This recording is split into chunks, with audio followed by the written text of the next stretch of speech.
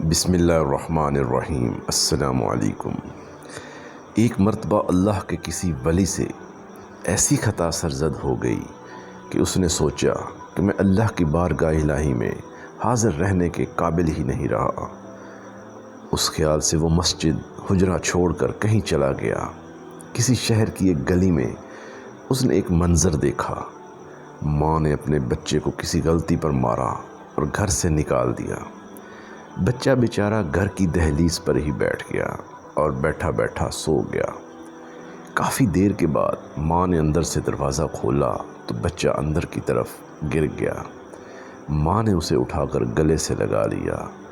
وہ اسے چوم رہی تھی اور کہہ رہی تھی، میرے بچے، تو دروازے پر ہی سویا پڑا تھا۔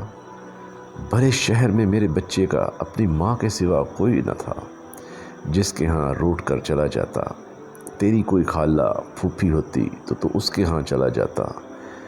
اللہ کے ولی نے جب یہ منظر دیکھا تو فوراً واپس چلا گیا اور اللہ کے گھر میں حاضر ہو گیا، اور آئندہ لاکھ خطاؤں کے باوجود بھی اللہ کا در نہ چھوڑنے کا تہیہ کر لیا۔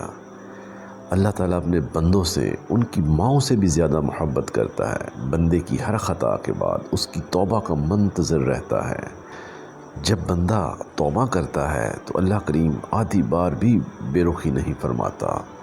والدین اپنی اولاد کی نافرمانیوں سے تنگ آ کر انہیں عاق بھی کر دیا کرتے ہیں، مگر اللہ کریم نے تو توبہ کا دروازہ قیامت تک کے لیے چھوڑ رکھا ہے۔